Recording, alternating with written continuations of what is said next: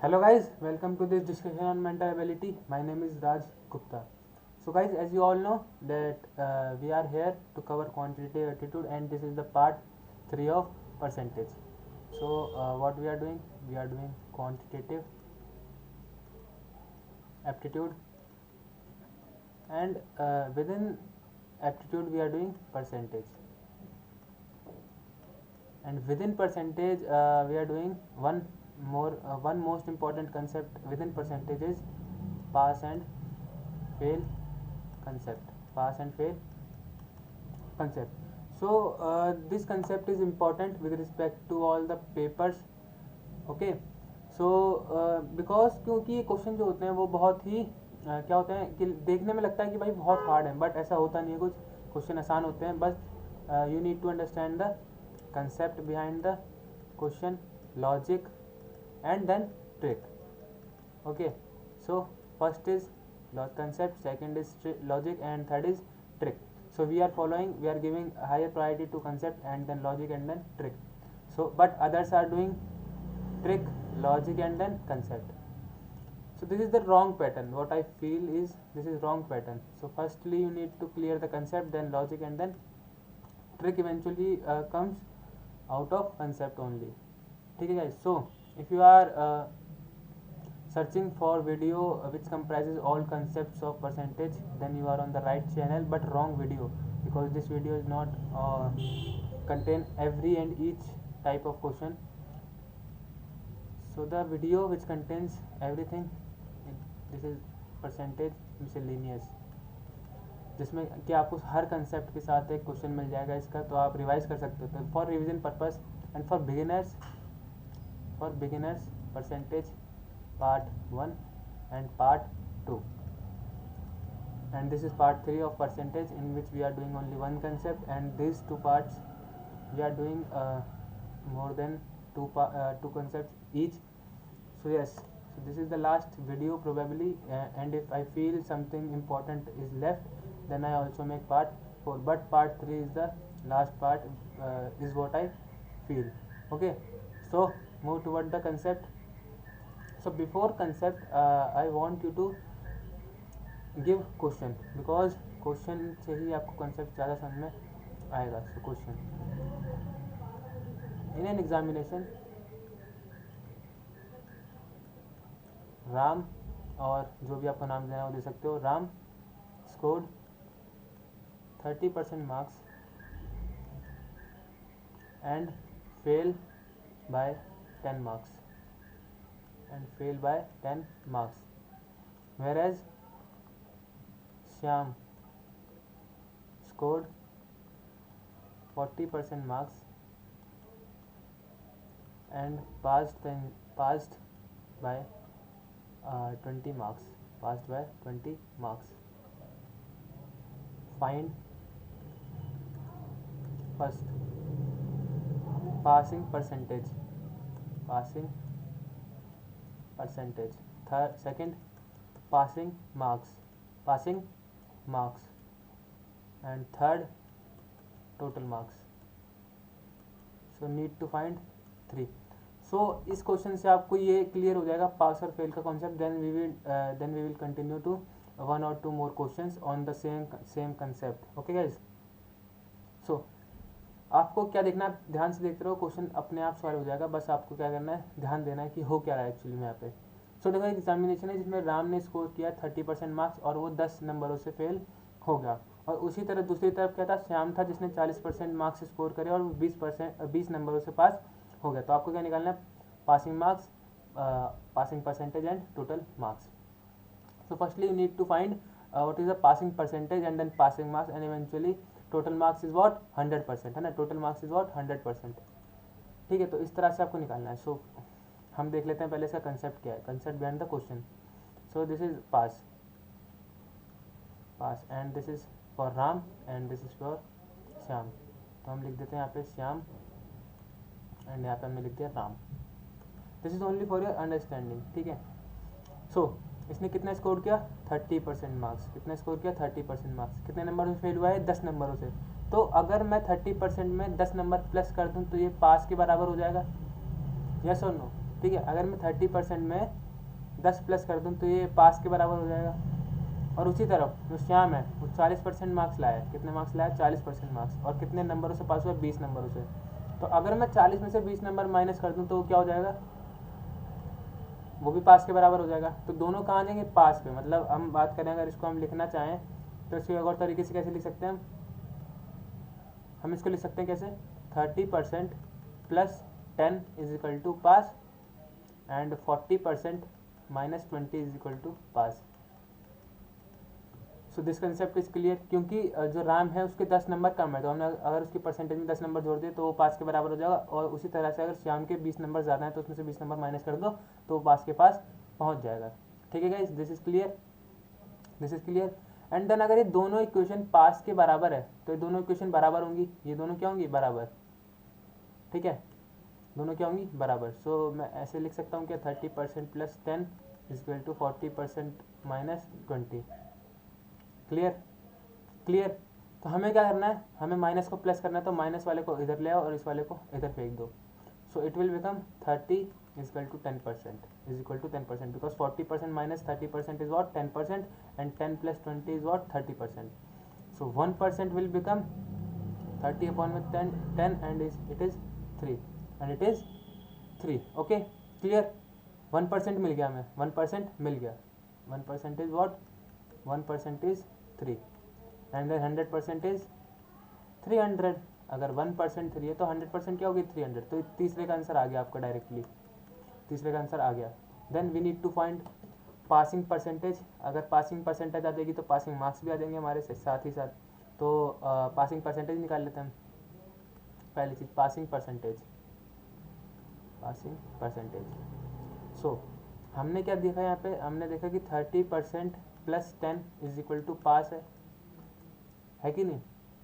तो ये तो हमारे पास परसेंटेज में है पहले से। हमें 10 को क्या करना है? परसेंटेज में कवर करना है। सो 10 कितना परसेंट होगा? 10 कितना परसेंट होगा? सो लेट्स सी, अगर 3 मार्क्स 1% है तो 1 मार्क्स कितना होगा? 1/3%, 1/3%, and 10 marks will be 10/3%. Yes or no?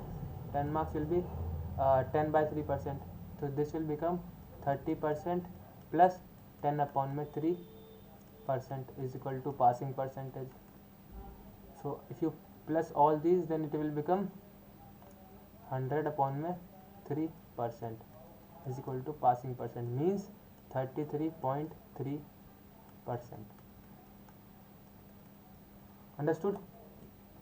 सो क्या था इसमें? हमें पता था कि 30% प्लस अगर 10 करेंगे तो वो पासिंग परसेंटेज है, लेकिन हमारे पास 10 नंबर थे तो उसे 10 नंबर को हमें पासिंग परसेंटेज में चेंज करना था, जो कि हमने यहाँ पे साइड में कर रखा है, यहाँ पे इस जगह पे। ठीक है, so this is passing. 10 marks को हमने परसेंटेज में चेंज किया तो हो गया 10 अपॉन में 3%। देन हमने 30% प्लस 10 अपॉन में 3% किया तो हमारे पास वो पासिंग परसेंटेज आ गई। देन सेकेंड भी हो गया हमारा, ये रहा। सेकंड क्या? थर्ड हो गया हमारा, फर्स्ट हो गया, सेकंड बचा है। तो second is passing marks, passing marks. तो अगर 1% 3 नंबर है, 1% 3 नंबर है तो 33.3 क्या होगा? इतना परसेंट क्या होगा? इसको मल्टीप्लाई कर देंगे हम इससे, तो this will become 99.9%, sorry 9 marks. Clear? So this is the concept behind pass and fail वाला क्वेश्चंस। ठीक है, सो दोबारा से एक बार रिकॉल कर लेते हैं। सो इन एन एग्जामिनेशन, तो एक एग्जामिनेशन में राम ने स्कोर किया 30% और वो फेल हो गया 10 नंबर से। उसी जगह श्याम ने स्कोर किया 40% और वो फेल हो गया 20 नंबरों से। तो हमें 3 चीज़ें निकालनी थी, passing percentage, passing marks and total marks. तो हमने यहाँ पे कंसेप्ट सीखा क्या? पास होने के लिए राम को 10 नंबर और चाहिए और श्याम 20 नंबर आ गया तो उसको 20 नंबर माइनस कर देंगे तो दोनों इक्वेशन आ जाएंगे हमारे पास पास वाली। तो दोनों अगर पास होंगे तो दोनों क्या होंगे? बराबर। तो 30% plus 10 is equal to 40% minus 20। Then ये क्या हो गया? बराबर रखा, 1% हमारा आगे कितना? 30 अपॉन में 10 इज इक्वल टू 3। तो 1% अगर 3 है तो टोटल परसेंटेज क्या होगा? 100। तो वो क्या जाएगा हमारा? Total marks. टोटल मार्क्स क्या हो जाएंगे हमारे? 300। अब हमें निकालनी है पासिंग परसेंट। क्या निकालनी है? Passing percent. तो पासिंग परसेंटेज के लिए हमने क्या किया? हमारे पास इक्वेशन थी, दोनों में से कुछ भी ले सकते थे हम, 40 वाला भी ले सकते थे, ठीक है, 40 वाला भी ले सकते थे, बट कोई सा भी ले लो आप, सेम आंसर आएगा। 30% plus 10 is equal to passing, pass, ठीक है, pass, not percentage not marks, क्योंकि यहाँ पे दोनों है। तो हमें अगर मार्क्स में चेंज करना होता तो हम 30% को मार्क्स में चेंज कर देते तो हमारे पास आ जाता। और अगर हमें क्या करना होता, अगर हमें परसेंटेज में चेंज करना है तो हमें 10 को परसेंटेज में चेंज करना है, तो उस तरह से आंसर आ गया। परसेंटेज वाइज भी आ जाता है इससे और मार्क्स वाइज भी आ जाता है। So this is the pass and fail concept, this is the pass and fail concept. So let's do questions on this. One or two question maybe is there.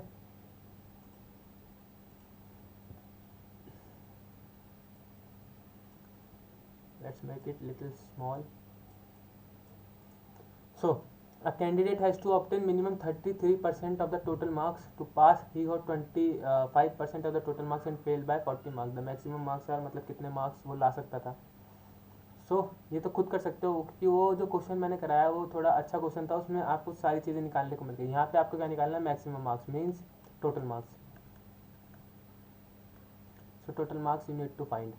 Okay, so फिर से लिखते हैं हम क्या, पास। सो 33% वाला क्या है, पास है। और जो एक नाम नहीं दे रखा इसमें, ठीक है, तो हम मान लेते हैं जो भी है वो चिंटू, कुछ भी मान लो आप, मर्जी आपकी, ठीक है, कुछ भी मान सकते हो। तो उसकी क्या है 25% मार्क्स आए और वो फेल हो गया कितने नंबरों से, 40 नंबरों से। तो अगर हम इसमें 40 नंबर प्लस कर देंगे तो ये पास हो जाएगा। So 25% plus 40 is equal to pass and 33 is equal to pass. तो दोनों क्या हो गए, पास हो गया, दोनों को बराबर रख देंगे हम। Plus 40 is equal to 33%। So इसको इधर ले जाके माइनस कर दो तो 40 is equal to 8%। 1% is 5, 1% is 5, then 100% will be 500. So 500 are the total marks. So this is the final answer. This is the final answer. If you feel any uncomfortable, then please tell me in the comment box. I will repeat that for you in the next video also. ठीक है? So next video probably is on square roots and cube roots. And then we will start number system. तो number system and cube roots में एक रहेगा कि कौन सा पहले स्टार्ट करना है, because number system is my favourite chapter personally, because उसमें बहुत सारी चीज़ें आ जाती हैं। आपको यूनिट प्लेस निकालने को बोलेगा, ठीक है, आपको how many zeros at the end वाला कंसेप्ट आएगा उसमें, ठीक है, तो प्लस माइनस डिवाइड सब कुछ आ जाता है उसमें, मतलब बेसिकली सब कुछ आता है, को प्राइम नंबर्स क्या होते हैं, ठीक है। सो वो सारी चीज़ें आ जाएंगी उस चैप्टर में पर्सनली, नंबर सिस्टम में। So let's do one more on this.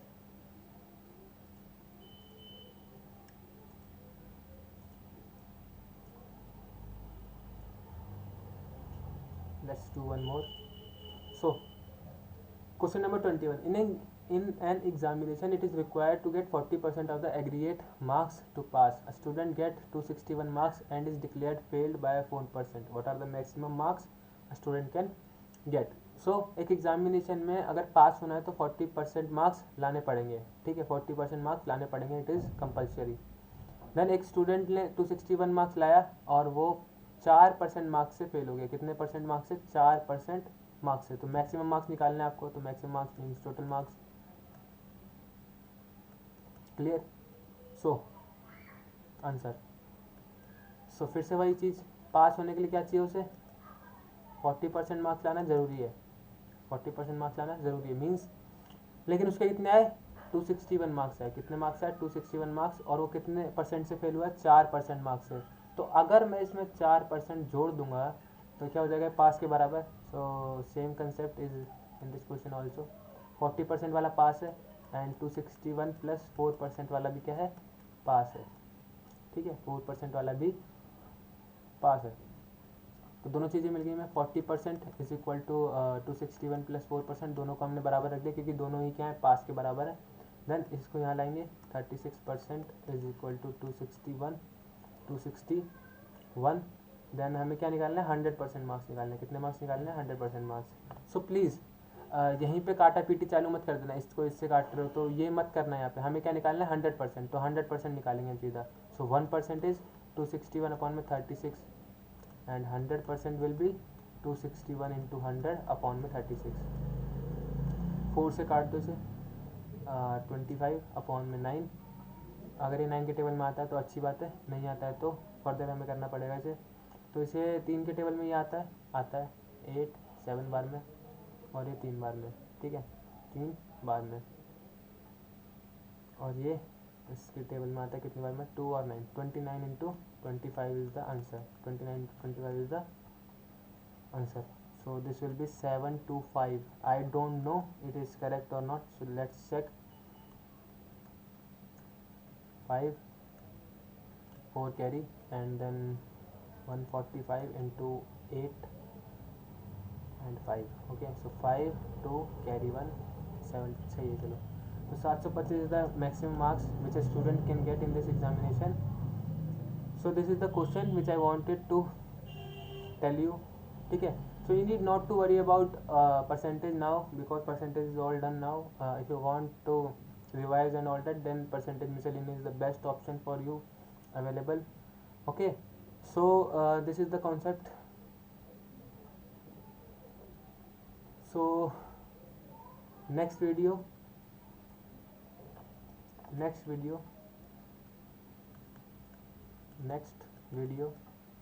is on number system, or maybe it is on square roots and cube roots.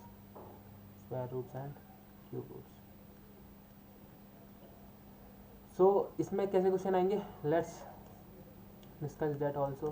So this will like this. Okay, so आपने जो ये question देखा है ना इसमें, तो आपको पता होगा कि इसका आंसर क्या हुआ. 2 या 3 में से एक होगा.